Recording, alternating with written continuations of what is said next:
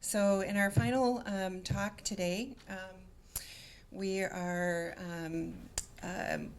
going to hear from Stephen Félix-Jäger on the topic of toward a global theology of art.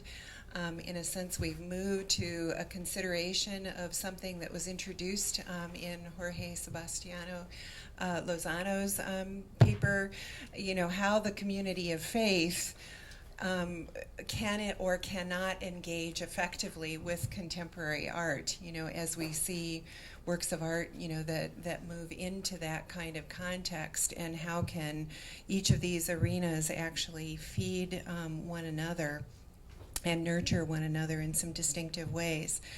So Stephen is an artist, scholar, and educator teaching courses in theology, philosophy, and humanities at Southeastern University and Polk State College. And he is the author of Pentecostal Aesthetics, With God on Our Side, and of numerous other scholarly journal articles on art, aesthetics, and theology. So this will add some interesting dimensions to our consideration as we move into following his talk and a few questions specifically related to that, our final conversation. So, Stephen. Today I'm going to talk about theology a little bit, actually. And so this paper is going to be a little different than the other ones. It's been a lot of really, really good papers back to back to back, starting out with Jonathan's, I think, really, really good just kind of structure of the whole day and how we can understand it. But a lot of it has been kind of centralized around our historians and critics. I mean, rightly so, Tasha, you know what I mean? So that's how it should be. And so, but this is going to be from a theological perspective particularly.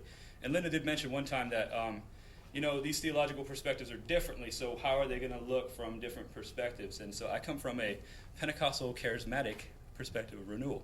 And that's what I do a lot of my research and writing about and thinking about art that way, because, like you mentioned, I'm also an artist. And so as I was thinking about the topic in James Elkins and what we're talking about here, I was thinking, well, the state of our Christianity in the world today is very different than it was in the Romantic era, when a lot of aestheticians were writing. And we are far more globally conscious. Not saying that it wasn't always global, it really was from the beginning, but we're more globally conscious. And there's tons of reasons for that. That would be a totally other paper as we move from post-secularity and a post-historical age, and it just kind of opens up with technology, and now we can see everything. We're global. And so if we can have a theology that has a global perspective on art, then I think then maybe we can start having a dialogue that goes deeper. But then, as theologians like to do, we like to construct and be systematic about things and have a kind of a prolegomena, a starting point. And so what this paper aims to do, if this was the case, something that could look at the global nature of Christianity and look at global Christianity as generally trending towards charismatic faith, then maybe we could have a different starting point. And so my argument is a basic one, that a pneumatological starting point would be a better one for a global expression of Christianity. So here we go. Oh, before I actually start, I asked Ron if this was okay, and I should plug this. I think this is probably a good space because there's so many people saying so much good stuff. SIVA conference, June 15th through 18th. It will be in Azusa Pacific, and it's going to be great. And the call to papers went out last week. So you guys should totally propose stuff. We're going to have probably some student panels too, so there's some students in here. Propose some stuff. Taylor, Worley, and I are in charge of organizing the papers. So please do some papers, and we'll make it a really good conference. Okay. The arts are a product of a community's creative output, and they teach us about the socio-historical context from which they came. If a community is a group of interacting individuals, then there are all sorts of communities that exchange and interpenetrate. We have a seemingly never-ending network of communities and subcommunities that contribute something unique to the world's collective consciousness. Art has the inimitable ability to expose something about its native community to the world. Theologies of art aim to study the doctrinal tenets of Christianity in relation to art. And because today we live in an increasingly globalized world, Our theologies of art must reflect Christianity as a global rather than merely Western collection of communities. There seems to be a proclivity for theologies of art to view art analogically from the vantage point of incarnation. As in the incarnation, Christ moves from logos to sarx, art moves from concept to expression. As Christ is both the Word of God and the visible image of the invisible God, Christ's incarnation speaks to humanity's full comprehension of God as word concept, becoming image substance. This is, however, not the only metaphor to embrace as a starting point for a theology of art. The purpose of this paper is to uncover a root metaphor that can appropriately ground global Christianity's reflection on the arts. I submit that a pneumatological model for creativity in the arts will not only fit better with the global expressions of Christianity, but will become another rich resource of theological and aesthetical reflection. Perhaps a more robust theology of art will better support the arts to communicate broadly and effectively within Christianity's many global expressions. Theologian James Watkins defines a theological model as, quote, a systematic metaphor that aims toward the apprehension of reality, opens new and interesting avenues for thought, organizes relevant data from scripture and tradition, and shapes human experience, end quote. In other words, a model is essentially a metaphor that is ample enough to systematize. Considering this, Watkins explores theological models for understanding human creativity in the arts. He prefers to look at the arts as rooted in the incarnation and as a redemptive act. In fact, the incarnation is a commonly used metaphor for rooting a theology of creativity in the arts. For instance, Jeremy Begbie asserts that the metaphor of Christ as mediator of the cosmos allows one to better comprehend the ontology and work of the triune God, and by extension, the nature of the created world. Begbie draws out 5 interrelated motifs of the Christ as mediator metaphor in order to unfurl these ideas onto the concept of human creativity. Begbie begins with God's gracious act of creation, ex nihilo. This was not anything that was necessitated for God to be God, nor was it essential for God's ontology, but rather it was a renunciation of independence by God's own compilation. This act is also one that opens the possibility of suffering, as it is God who later suffers with the humiliation of the incarnation and crucifixion. The next motif concerns the covenants that God sets out for creation. God enters into a promise with creation and is then loyal to the promise. The promise is gracious as it allows the world the ability to move and to be itself. The covenant is something to be honored, even when the terms are broken. This leads to a third theme, namely order and disorder. God is the creator and is always creating. The unpredictable, creative, and spontaneous elements of creation are first needed for order to commence. It is Christ, then, who is the supreme orderer of the cosmos, as he sets all things right through his death and resurrection. This leads to the fourth theme, namely that transformation of disorder. As Christ comes to redeem the world, a transformation ensues. As Begbie writes, quote, in Christ, all that is ugly and subversive in the cosmos has been purified, beautified, and fulfilled. Therein lies the promise for the transformation of all things.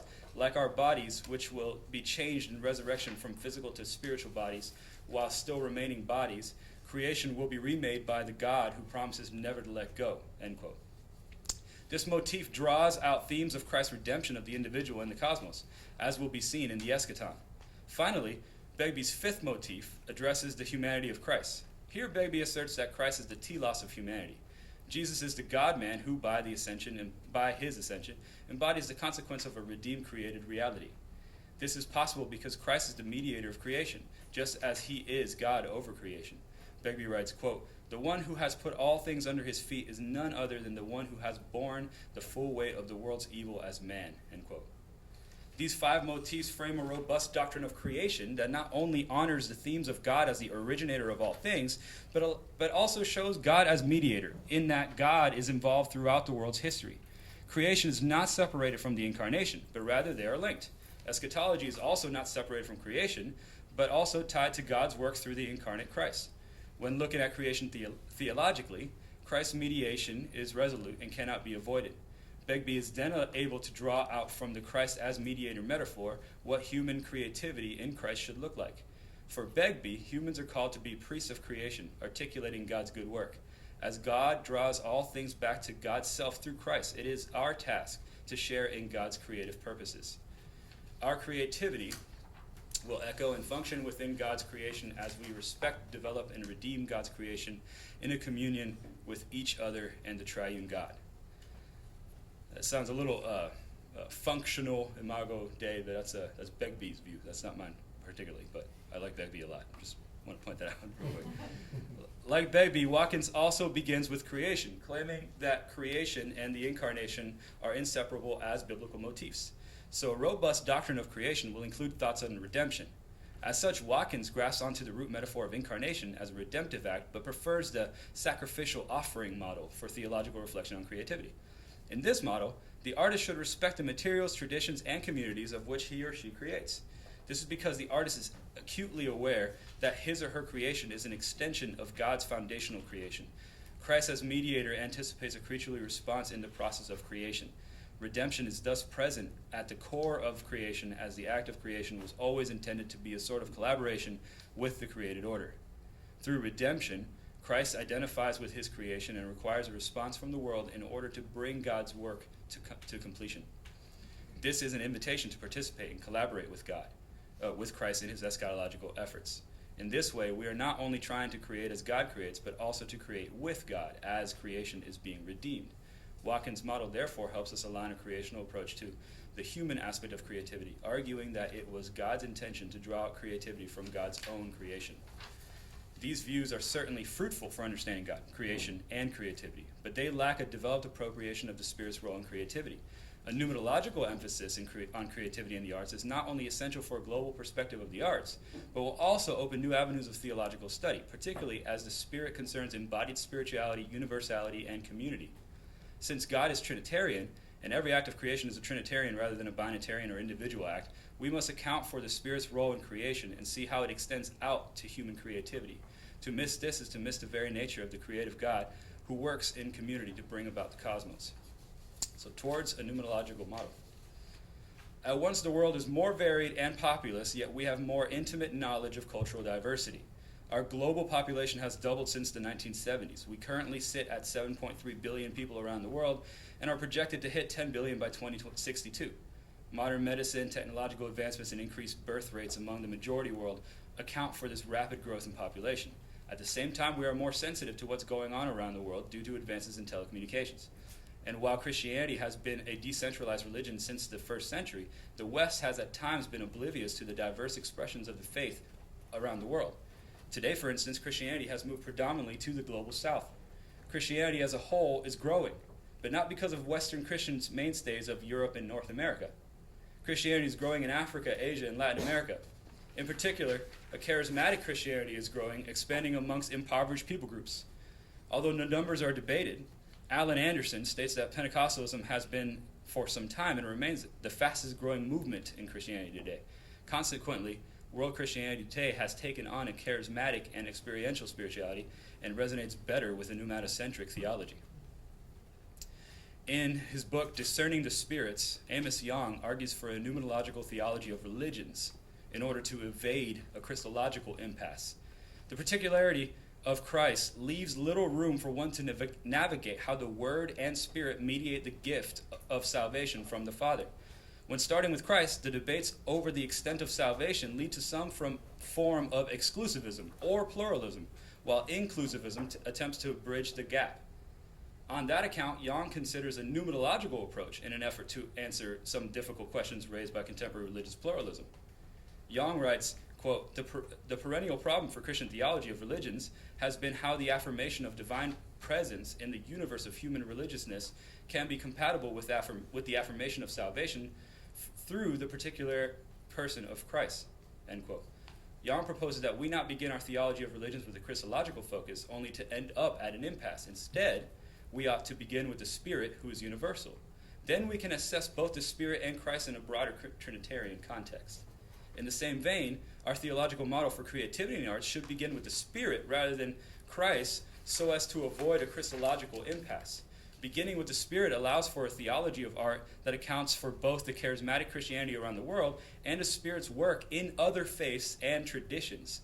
I think it's pretty important when we start talking about the Spirit being prevenient, like grace going around the world. Just pointing at you because you're Methodist, or Wesleyan. But I think this is really significant because we had a paper of Judaism and the other religions that are happening. This does not mean that we should ignore Christ, abandoning a Trinitarian theology. Rather, we should merely enter into our global theology of art with the Spirit instead of Christ. To form a pneumatological theology of art, the key is to find a metaphor that is robust enough to give us appropriate avenues for navigating our theological ideas concerning one's spiritual life in relation to the arts, while matching up nicely with the theological dispositions of global Christianity. 3 effective root metaphors that have been used as a foundation for global charismatic theologies in recent years are religion as play, empowerment of spirit baptism, and the universal outpour of the Spirit. After making a case for each, I submit that a universal outpour is the best root metaphor to align with our pneumatological model of creativity in the arts. How are we on time? I can cut some of that if I need to. Sure. I can just jump to the other ones. I won't talk about the 2 that I would reject, and I just jump to the last one. So we can talk about that later if you guys really want to. What are those 2 again? So the first one would be religion as play. So you got like Huizinga and Suleiman, those guys. The empowerment of spirit baptism. I look at Frank Macchia for that. So let's go here. Okay. So here's skipping all that. For these reasons, I would argue that there is a metaphor that fits better for our purposes in pursuing the root of a pneumatological model. I believe the phrase "Spirit poured out on all flesh," found in Acts 2, contains a more appropriate root because it captures the sense of spirit baptism, but in broader terms.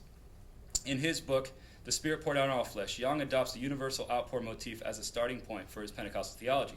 Young writes, quote, "The beginnings of a Pentecostal theology will be the saving works of God accomplished through the Spirit's being poured out on all flesh," end quote.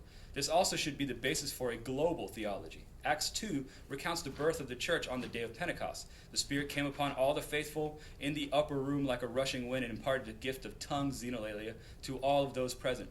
At that point, the faithful were able to witness to the forming crowds in a variety of languages. In verses 17 through 36, Peter stands up and addresses the crowd that has formed, claiming that the prophecies that were spoken in the book of Joel were being fulfilled at that very moment. In verses 16 through 17, Peter said, quote, "This is what was spoken through the prophet Joel. In the last days it will be, God declares, that I will pour out my Spirit upon all flesh, and your sons and your daughters shall prophesy, and your young men shall see visions, and your old men shall dream dreams." The universal outpour motif has powerfully framed the social identity of Christians all around the world. As the living God confronts people all around the world, their lives and communities are transformed. This is accomplished by the power of the Spirit via the universal outpour. So while Spirit baptism is intimately related to the events of Pentecost, the complete narrative of Pentecost is more robust in its overt allusions of relational and communal engagement. Young writes, quote, "Pentecost becomes the supreme symbol of the Spirit's relational power in bridging the gap between God and humanity as a whole," end quote. The Spirit is God, who, as the relational reality that made the incarnation in Pentecost possible, made way for God to reconcile what was estranged by sin. I believe the universal outpour motif is the most suitable metaphor for constructing a pneumatological model of creativity in the arts because it allows us the ability to consider God's work in the whole world in a generous and robust way. One of the most telling, tied to our theme here, one of the most telling passages in Elkin's book on the strange places of religion and contemporary art describes different approaches that 4 of his students adopted for engaging contemporary art and religion. One of the case studies he recalls is of a Christian Korean art student named Kim. Kim is an artist who makes large abstract silk screens and lithographs. One day she invited Elkins to see some of her, quote, real work. That's how he wrote it. In his book, Elkins describes one of the prints as being, quote, "About 2 feet high and a foot wide, it had a commercial blue look of a blueprint. At the bottom was the planet Earth, and above it, the deep bluish black of outer space. On the Earth, Kim had painted 100 small figures stretching their arms up into space. Their hands were enlarged, and their bodies shrunk so that the planet looked like a curled-up hedgehog. All their palms were up, as in prayer, but with their hands apart," end quote. Elkins admits that this piece was technically well done and visually beautiful. He also encouraged him not to show this piece to her studio teachers, believing the religious content of this piece would not fare well in critique due to its sentimentality. The professor and students' perspectives on art clearly differed because of cultural differences. This can be seen in the dialogue that follows. Quote, I guess I would say that if you want to make art for yourself, this is Elkin speaking here, then this is a wonderful work. But if you want to exhibit in the West, or if you're interested in making contemporary art, then you can make sentimental, happy works like this. And as you know, you can't make religious art, at least not art that is really obviously religious like this, end quote. Why not? From Kim's point of view, ideas like complexity, ambiguity, difficulty, the absence of religion, and lack of sentiment were just the ideas of Western art criticism, and it should be possible to make first-rate art that is both religious and optimistic. I could not find the words to tell her that complexity and the rest are postmodernism, that they are contemporary art. Modernism is just like that. It was all I could manage, end quote. And I don't think he was wrong. I think he was totally right. That's exactly the perspective that he was speaking, and she was trying to learn in a Western association. And so I guess what I would be saying is I think maybe we're beginning to move past this as we start, looking at the artwork of artists from all over the world that look at their religions and kind of look at them a little bit sociologically and not so much devotionally, but never like I'm thinking of Shazia Sikander and a few others. But they're at least there's an appropriation of what's going on in their religious traditions of something that might have been considered kitsch in the past, something sentimental in the past. And I think if we have if as theologians start working in the arts, which they have done so, maybe starting from the Spirit, from that perspective, can be more robust, more generous, and we've been using the word generative of how we can kind of look at these things together in their theologies. So that's it.